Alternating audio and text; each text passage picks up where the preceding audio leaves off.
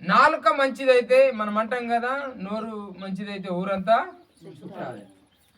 ఎక్కడైతే మనము మంచి మాట ఉంటుందో అక్కడ నిజం మంచి పని చేస్తుంది, చెడు ఎప్పటికీ పని చేయదు. చెడు ఎప్పుడు మనని ముందుకు తీసుకువెళ్ళదు. హల్లెలూయా. సరే, ఈరోజు ఈ కోతకాల పండుగని మనం జరుపుకుందాం. కోతకాల పండుగ అంటే దీని అర్థం ఏంటంటే కొత్త పంటలు వెళ్ళడమే కాదు, కానీ దేవుడు మనకు సంవత్సరములు ఎన్నో మేలులు చేశాడా చేయలేదా?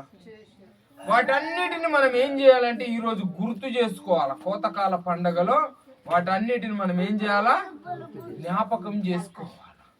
దేవా, కొన్ని మేలులు చేసావయ్యా, నాకు చక్కటి ఆశీర్వాదాలు ఇచ్చావు ప్రభువా, ఇదిగో కోతకాల పండగ సమయంలో కూడా నన్ను దీవించండి అయ్యా అని మనం ఏం చేయాలా? ప్రార్థన చెయ్యాలా, వాటిని జ్ఞాపకము చేసుకోవాలి. హల్లెలూయా. చాలా మంది కోతకాల పండగ అనగా ఏదో అనుకుంటాం. కోతకాల పండగ అంటే ఏమీ కాదు. సింపుల్ గా చెప్పాలంటే దేవుడు ఇచ్చిన దానిని మనం నూతనంగా దేవుని మందిరంలోకి తీసుకురావాలి. దీనినే కోతకాలం. ఎందుకు దేవుని మందిరంలోకి తీసుకురావాలా? ఇప్పుడు ఈ ధాన్యం ఉంది, ఇది ఎంతో శ్రేష్టమైనది. ఇది ఇప్పుడే పండిందా? ఇంతకు ముందు ఎప్పుడన్నా పండిందా? ఇప్పుడే కోతకాల పండుగ అయిపోయింది. ఇది అంటే దీన్ని మందిరంలోకి తీసుకొని రావాలి. అందుకు కోతకాల పండగ జరుపుతారు. దేవుని యొక్క మన హృదయాన్ని కూడా ఈరోజు ఏం చేయాలా? కొత్తగా మార్చుకోవాలి. చాలా సార్లు మన హృదయం కూడా చీకట్లో ఉంటుంది, బాధల్లో ఉన్నదేమో. కోతకాల పండగ సమయంలో మన హృదయాన్ని కొత్తగా మార్చుకోవాలి. హల్లెలూయా. బైబిల్ గ్రంథంలో ఒక మాట రాయబడి ఉంది. ద్వితీయ ఉపదేశ కాండము 28వ అధ్యాయము 4వ వచనం చదవాలి. ద్వితీయ ఉపదేశ కాండము 28వ అధ్యాయము 4వ వచనం లేదా మొదటి వచనం చదవండి. ఎవరున్నారు చదివే వాళ్ళు మన మధ్యలో? సరే, నేను చదువుతా, మీరు చూడండి. హల్లెలూయా.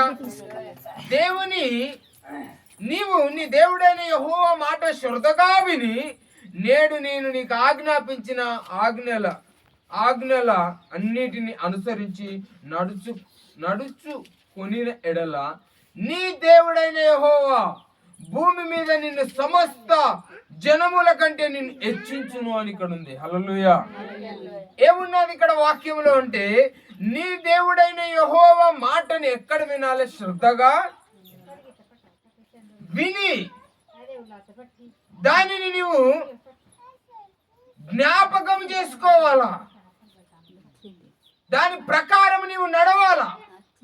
ఆ మాట ఏమిటి కొరకు చెప్పబడింది? వాక్యం దేని కొరకు బోధించింది? పోయిన వారం దేని కొరకు బోధించుకున్నాం? మంచి మాట, మంచి నాలుక కదా. దానిని మనం ఏం చేయాలి? శ్రద్ధగా వినాలి. అప్పుడు ఏమంటున్నాడు యేసుప్రభు అంటే, ఆయన మాట వినడమే కాదు, దానిని నీవు అనుసరించి నడుచుకొని ఎడలా ఈ భూమి మీద అందరి జనుల కంటే నేనేం చేస్తా? గొప్పగా గొప్పగా. హల్లెలూయా. ఇక్కడ ఏమనుందంటే, నిన్ను గొప్పగా హెచ్చిస్తా. దేంట్లో హెచ్చిస్తాడు ఆయన? సమృద్ధిగా మనకు అన్ని రకాలు ఇచ్చి హెచ్చించడం కాదు. బంగ్లాలు ఇళ్లలోనే ఉంటేనే మనము బాగా ఎదిగిపోయినట్టు కాదు కదా. ఏముండాల మనకంటే? గొప్ప పేరు ఉండాలి. ఏముండాలా? పేరుండాలి. పలానా వ్యక్తి మంచిది, పలానా ఆవిడ మంచిది, పలానా సిస్టర్ మంచిది, పలానా అక్క మంచిది, పలానా ప్రేమ కలిగిన జీవితం మంచిది అనే ఒక గొప్ప నేమ్ మనలో రావాలి. ఇలా రాత్రి కాల సమయంలో మేము చెన్నూరు పోయాం. మాకు కొద్దిగా అవసరం ఉండే,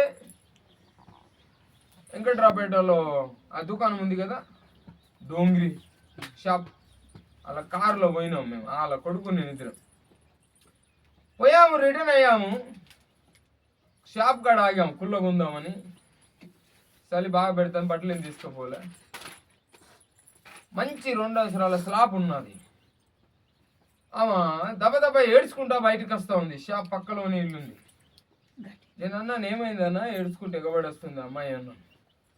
లేదు లేదు తమ్ముడు, వాళ్ళ భర్త గాంధీ హాస్పిటల్లో ఉన్నాడు, ఆల్రెడీ ట్రీట్మెంట్ జరగబోతున్న సమయంలోనే ఆయన చనిపోయాడు. హల్లెలూయా. ఆమె ఎట్లా ఉన్నది అంటే చాలా సుందరంగా ఉన్నది, చాలా అందంగా ఉన్నది. అంతేకాదు ఆమె చాలా వయసు కలిగిన స్త్రీ, సిల్లిపోయింది, రోడ్ అందుకొని పోతూ ఉంది, తల్లి వెనక పోతూ ఉంది, ఎడిపోతున్నా వశం అవుతలేదు లోపల, తెలుసా? ఎటు వెళ్ళాలో అర్థం అవ్వలేదు తెలుసా ఆమెకి. ఆ పరిస్థితిలో దమ్ము చాలలేదనమాట, ఆ పరిస్థితిలో ఊపిరి వాడలేదనమాట, ఆ పరిస్థితిలో ఆమె కంగారుగా వెళ్ళిపోతా ఉంది ఎటు. ఆ వార్త వినగానే ఆమె మైండ్ అనేది డిప్రెషన్ లోకి వెళ్ళిపోయింది, టెన్షన్ లోకి వెళ్ళిపోయింది. 200 స్లాబ్ ఉన్న మనశ్శాంతిని ఇవ్వలేదు కదా, పెద్ద షాప్ ఉన్న మనశ్శాంతిని ఇవ్వలేదు కదా, ఇంటి ముందు ఒక మంచి కార్ ఉంది, మనశ్శాంతిని ఇవ్వలేదు కదా. గాంధీ హాస్పిటల్ ఎక్కడ హైదరాబాద్ లో, దాని అంత పెద్ద హాస్పిటల్ లేదు మన ఏరియాలో, ఏ డాక్టర్ కార్చి కాపాడలేదు కదా. ఈరోజు దేవుని మాటని విని దానిని అనుసరింప